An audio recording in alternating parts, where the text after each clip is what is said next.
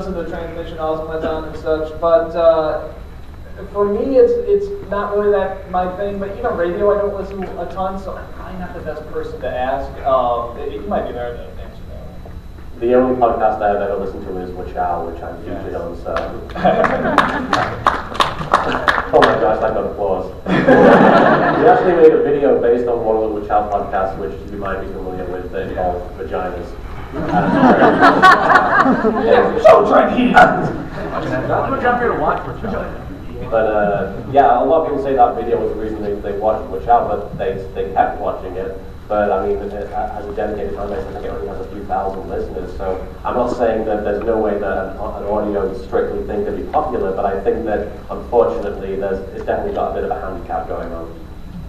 Yeah, I'd say certainly when people come to us and say, you know, can we do a podcast, can we do whatever and stuff like that, I usually, or even article writing, I mean, that's the real sad thing, is many article writers, you know, do not get much recognition anymore. But I mean, really, when they come, we're just like, video. You know, I think the more visual, I mean, we are a very visual group, and I think the more they can see someone, the better. I mean, even, sorry, ask yourself, if you could, you know, if you heard someone talking about something, going on rant or something like that, would you rather you heard it, or would you rather you saw them as well? I think with the facial expressions, then you can gauge a little bit more about what they're feeling. I mean, I hate talking on the phone. I don't like doing that. I really like to see a person so I can, you know, feel them a little bit better. So, that from people that don't listen to podcasts, that's our thoughts. All right, thank you. My favorite audio rant ever is MC Chris ranting about Resident Evil versus Kingdom Hearts. Let's do some of the front row. Yeah. Faster, move it. Need your roller skates. Whoa. Hey, okay. I actually have two. Try to make them as quick as humanly possible. Me and a bunch of my friends, one right here, we're working on our own short sitcom mini-series called Ashley's Grocery List, by which I'm Ashley. Hi, Ashley. And we're just about set. We've written episodes. We've got location. I've spoken with a couple of cast members, but we're running short on some creative ideas. I mean, you want my ideas? That's fine. Here now. Well, we're open to anything. Oh, is that really what you're asking? Well, anyway, what? So anyway, I mean, we got everything from an Indiana Jones parody to a guy in a cardboard box who holds me hostage for a jar of peanut butter. You know, does he talk like this? You know, actually, he kind of does. Oh, yeah. Any more advice? I mean, we're trying Oh, to do, just any advice? Yeah, we're just trying to do everything we possibly can to avoid people saying, copyright infringement, I built it. Yeah, well, I mean, the easiest way to avoid that is just not use, you know, any clips. You know, everything else is pretty, you know, I mean, people don't really touch. For the most part, I mean, it's like, you know, if you make a costume like Darth Vader or something like that, you know, it's usually closer. If you can make some differences, if you can do so on and so forth. I mean, you can always blame satire, you know, parody, but, you know, even then, I mean, it's like some people, you know, just really don't have a sense of humor and really like to push the soup button. Right. So I mean, it's very crazy, geeky, college-based, grocery store-based, and honestly, try anything. I mean, that's one of the great things about the internet is that there's nobody saying you can't. Do it, try it. You know, I can't. I'll just do it anyway. Yeah, I mean, just do trial and error, see what works, see what doesn't, see what your strengths are, and other people. I mean, almost nobody's going to start off their best. You know, I mean, it's very rare. You know, and you don't want to. You don't want to peak too early. You know, you want to try. You know, you just have all these ideas. You just want to throw everything at the board and just see what sticks. Well, so I was telling my writer, you know, why don't we just start with 5-minute episodes, you know, experimental. Yeah, that would be good. So, okay, and second question is, okay, and it's probably for both you and Robbie. Robbie? Robbie, I feel so bad because I had an awesome picture I was going to give you and everything technologically based that could work against me didn't. So anyway, what's the story about Rohypnog? I want to hear it. Rohypnog. What from the Spooning with Spoonie? Just Rohypnog. Where'd it come from?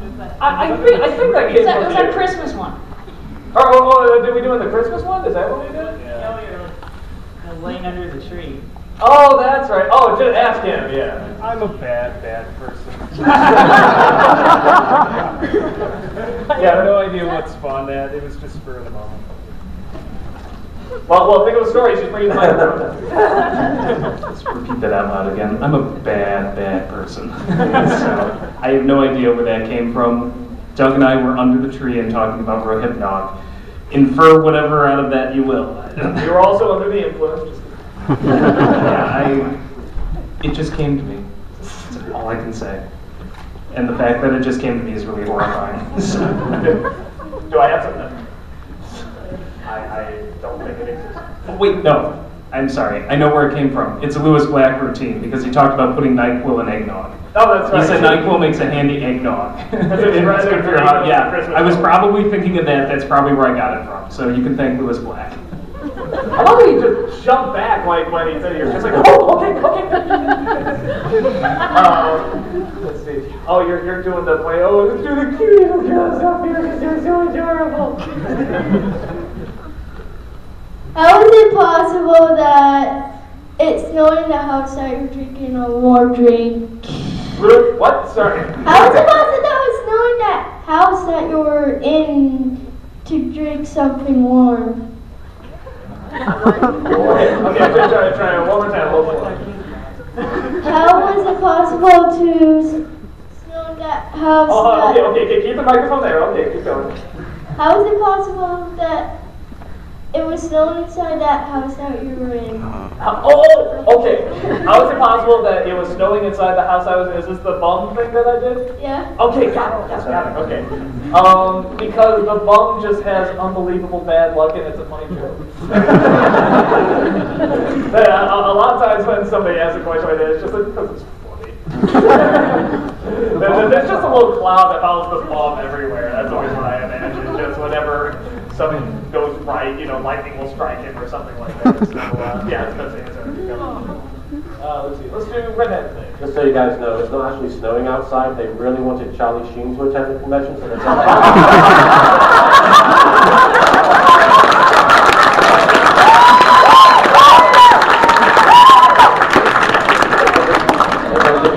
came out the windows. So having the experiences that you guys have had for the month amount of time that you've been doing what you've been doing, do you find now that you have a tendency to be more overambitious, or a little bit more wary about knowing your own limits and your own kind of what you can accomplish within a set of time, or are you like, I am a god of mine, I can do whatever I want, and just start going way overboard and failing at it? That's a good question. I'm terrified of whenever I upload a video that it's going to be the end of everything. Like I used to upload a video, then turn off the computer, then run off, do something else for a whole day, come back and pray that everybody was still watching.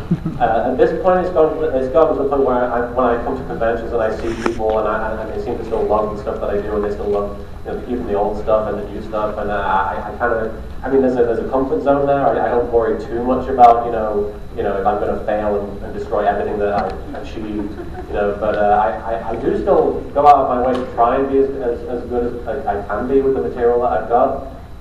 But it's hard, especially when you've got someone like Team 4-Star that I love those guys, they're my really close friends, and I'm working alongside them.